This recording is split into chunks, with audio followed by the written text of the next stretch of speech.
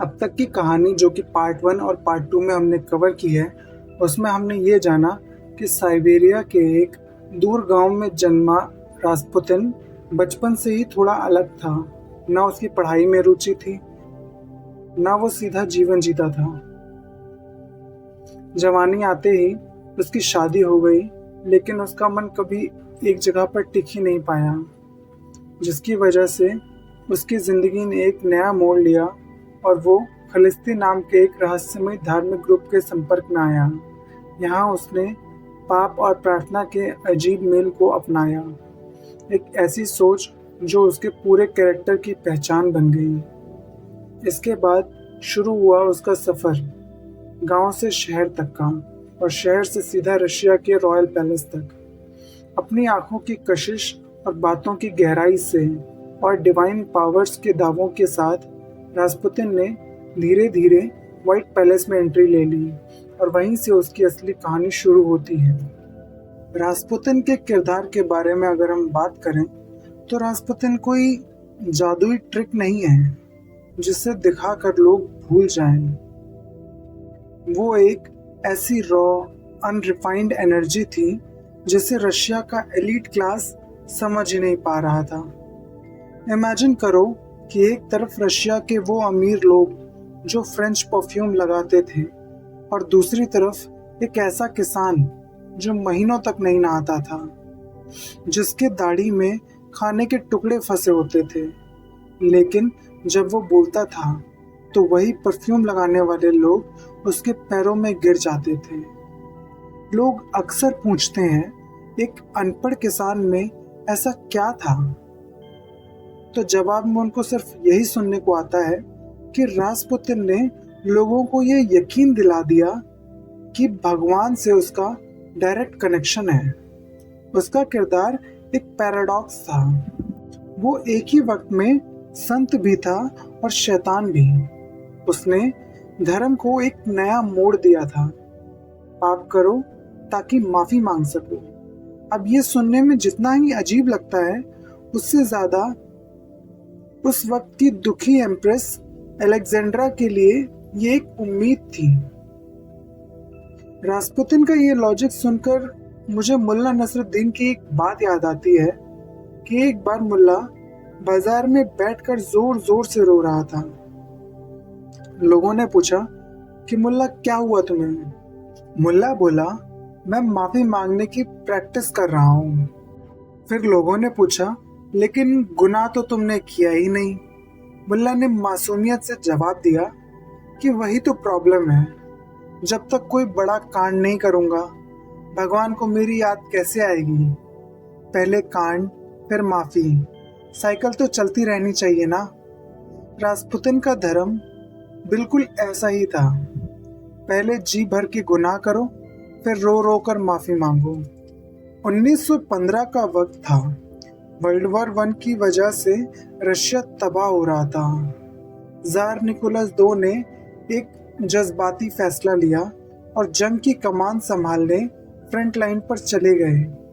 ये उनकी जिंदगी की सबसे बड़ी गलती थी, क्योंकि उन्होंने पैलेस का कंट्रोल अपनी पत्नी अलेक्जेंड्रा को दे दिया, जो पहले से ही रास्पुतिन के हिप्नोटिक असर में थी।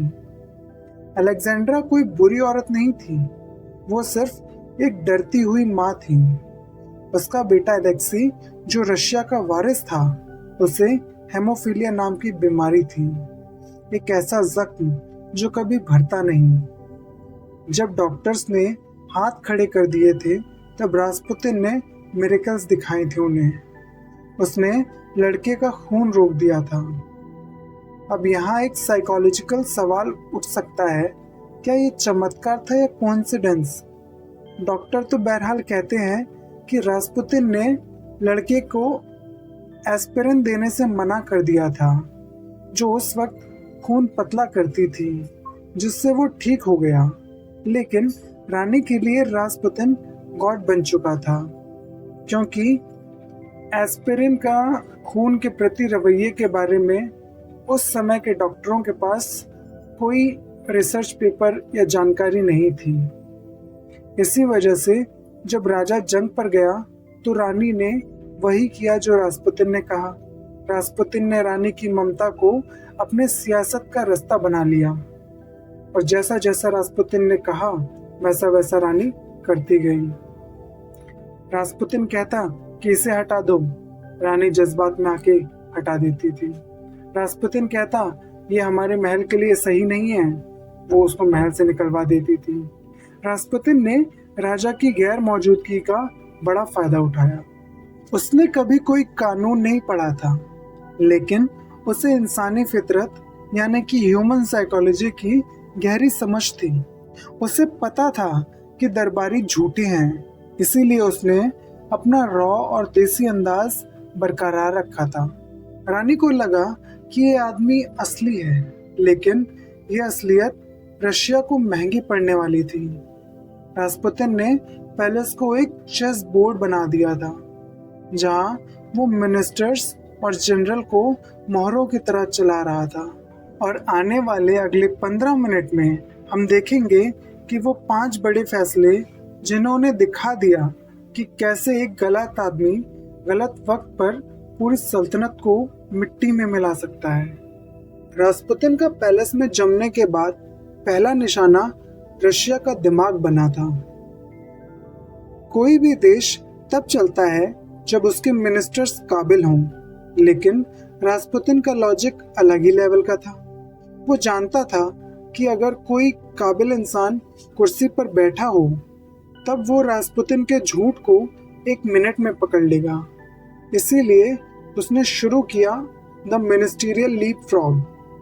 सिर्फ 2 साल के भीतर उसने 4 प्राइम मिनिस्टर और 3 वॉर मिनिस्टर्स को टिश्यू पेपर की तरह बदलवा दिया। लोग हैरान थे कि सुबह कोई और मिनिस्टर होता था और शाम को रास्पुतिन का कोई चमचा उस कुर्सी पर बैठा होता था। क्यों? क्योंकि रास्पुतिन ने रानी अलेक्जेंड्रा को पट्टी पढ़ा दी थी कि जो मिनिस्टर हमारी बात नहीं मानते वो भगवान के दुश्मन हैं। रास्पुतिन की पॉलिटिकल अदल बदल को देखकर मुल्ला नसरुद्दीन एक बार फिर चर्चा में आ गए। एक बार लोगों ने मुल्ला को गधे पर उल्टा बैठे देखा। लोगों ने पूछा, मुल्ला ये क्या पागलपन है, तुम उल्टा क्यों बैठे हो? मुल्ला ने बड़े सुकून से जवाब दिया, भाई बात ये नहीं है कि मैं उल्टा बैठा हूँ, बात ये है कि रास्ता ही गलत है।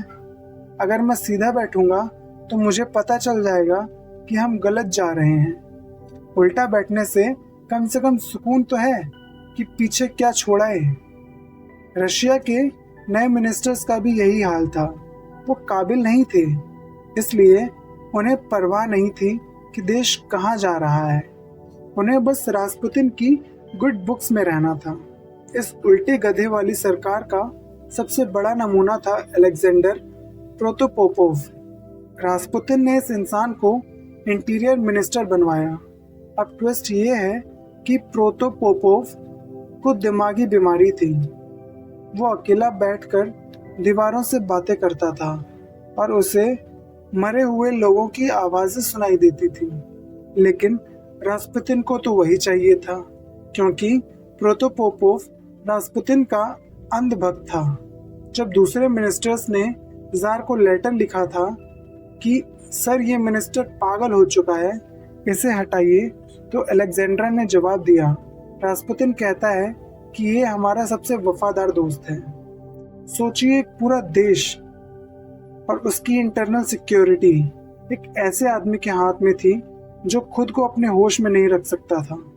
और बात करें अगर अलेक्जेंड्रा के लेटर्स की, तो अलेक्जेंड्रा ने जार को जो लेटर्स लिखे थे वो ड्रामे से भरपूर थे।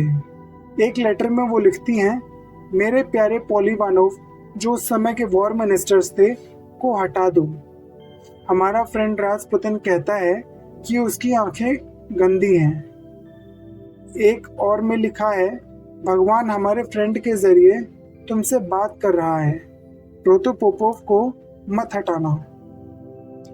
रास्पुतिन ने रानी की इनसिक्योरिटी और फेथ का ऐसा कॉकटेल बनाया कि राजा निकोलस II, जो वॉर फ्रंट पर थे, वो हेल्पलेस हो गए थे। वो अपनी पत्नी से बेइंतहा मोहब्बत तो करते थे और उन्हें ये भी लगता था कि अगर रानी दुखी हुई तो उनका परिवार टूट जाएगा।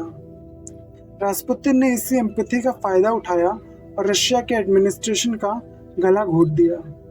तो अगर मैं आसान शब्दों में कहूँ तो रास्पुतिन ने पैलेस को एक एको चैम्बर बना दिया था। सिर्फ वही आवाज़ गूंजती थी जो वो सुनना चाहता था। उसने काबिल लोगों को नेगेटिव और गंदा बोलकर साफ कर दिया, लेकिन ये तो सिर्फ शुरुआत थी। एडमिनिस्ट्रेशन तबाह करने के बाद अब रास्पुतिन की नज़र थी रशिया की सबसे बड़ी शक्ति पर, उसकी सेना जो बॉर्डर पर खून बहा रही थी। अब तक जो रास्पुतिन ने मिनिस्टर्स के साथ किया सो किया, लेकिन अब उसकी नज़र थी रशिया की असली ताकत पर, उसकी इंपीरियल आर्मी। मान लो 15 मिलियन सोल्जर्स बॉर्डर पर अपनी जान दे रहे हैं और उनकी किस्मत का फैसला एक ऐसा आदमी करे जिसने जिंदगी में कभी तलवार तक नहीं उठाई थी। रास्पुतिन ने अलेक्जेंड्रा के कान में एक ऐसा जहर घोलना शुरू किया जिससे जनरल्स का सफाया होने लगा। उसने ये कहना शुरू किया कि जनरल्स झूठे हैं, सिर्फ डिवाइन पावर्स ही जंग जिता सकती हैं। रास्पुतिन का तरीका इतना अजीब था कि सुनकर दिमाग घूम जाए। वो अलेक्जेंड्रा को लेटर लिखता था कि आज मेरे सपने में भगवान ने कहा है कि सेना को दुश्मन पर अभी अटैक नहीं करना चाहिए, बल्कि 2 दिन रुक जाना चाहिए। अलेक्जेंड्रा ये बात ज़ार को फ्रंट लाइन पर भेजती थी। जनरल्स ने पूरा मैप तैयार किया होता था, सप्लाई लाइन सेट की होती थी, लेकिन अचानक राजा का ऑर्डर आता है, रुक जाओ, मेरे फ्रेंड ने सपना देखा है। जनरल्स अपना सर पकड़ लेते थे कि उन्हें समझ नहीं आ रहा है कि वो दुश्मन से लड़ रहे हैं या किसान के सपनों से। लेकिन इस कहानी का सबसे बड़ा क्लैश तब हुआ जब रास्पुतिन का पंगा हुआ ग्रैंड ड्यूक निकोलाएविच से। ये ज़ार के चाचा थे और रशिया के commander in chief. Grand Duke एक हार्डकोर फौजी थे।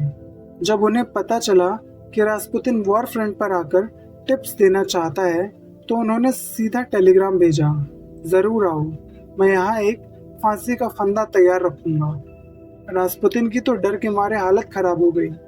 वो पैलेस में ही छुपा रह गया, लेकिन उसने एक भयानक बदला लिया। उसने अलेक्जेंड्रा को पट्टी पढ़ाई कि ये ग्रैंड ड्यूक तुम्हारे पति से ज़्यादा पॉपुलर हो रहा है, लोग उसे मसीहा मान रहे हैं, ये तख्ता पलट कर देगा। अलेक्जेंड्रा ने निकोलस II पर इतना प्रेशर डाला कि राजा ने अपनी सबसे काबिल कमांडर अपने चाचा को ही हटवा दिया और फिर इसके बाद ज़ार ने खुद कमान संभाल ली। ये रास्पुतिन का मास्टर स्ट्रोक था, क्योंकि अब अगर सेना हारती है तो पूरा गुस्सा किसी जनरल पर नहीं बल्कि सीधे राजा पर निकाला जाएगा। रास्पुतिन ने बड़ी चालाकी से राजा को पैलेस से निकालकर वॉर फ्रंट पर तो भेज दिया था ताकि पीछे से पैलेस में वो और रानी पूरी तरह फ्री हो जाएं। सोल्जर्स को जब पता चला कि उनका कमांडर एक ऐसा राजा है जो किसान के सपनों पर चलता है तो उनका मोराल टूट गया। रशिया के जनरल सब गुस्से में लाल हो गए थे। उन्हें समझ आ गया था कि जब तक रास्पुतिन जिंदा है रशिया कभी ये जंग नहीं जीत सकता। रास्पुतिन ने सेना की कमर तोड़ दी थी। अब तक रास्पुतिन ने सेना और सरकार को तो पैरालाइज कर ही दिया था, लेकिन अब उसकी नज़र रशिया के रिसोर्स पर थी। 1916 आते आते रशिया में अनाज की भारी कमी हो गई, लेकिन ये कमी सिर्फ कुदरती नहीं थी, ये पैदा की गई कमी थी। रास्पुतिन ने इस आफत को एक बिजनेस अपॉर्चुनिटी बना लिया। उसने एम्प्रेस पर प्रेशर डालकर फूड सप्लाई का पूरा कॉन्ट्रैक्ट अपने करप्ट दोस्तों और चेलों को दिलवा दिया। ये लोग देशभक्त नहीं बल्कि गिद्ध थे। रास्पुतिन के ये दोस्त अनाज को वेयर हाउस में होल्ड करके रखते थे ताकि मार्केट में शॉर्टेजेस हों और प्राइसेस आसमान छूने लगे। जब सेंट पीटर्सबर्ग की जनता भूख से तड़प रही थी तब रास्पुतिन और उसके यार दोस्त शराब और कबाब की पार्टियां कर रहे थे। जनता को लगने लगा कि ये संत उन्हें जानबूझकर मार रहा है ताकि उनकी रूह साफ हो सके। लोग सड़कों पर उतर आए, लेकिन रास्पुतिन को तो कोई फर्क ही नहीं पड़ा। इतना ही नहीं, बल्कि रास्पुतिन ने तो रशियन ऑर्थोडॉक्स चर्च को भी अपनी पर्सनल प्रॉपर्टी बना लिया था। उसने धर्म की पवित्रता का जनाजा ही निकाल दिया।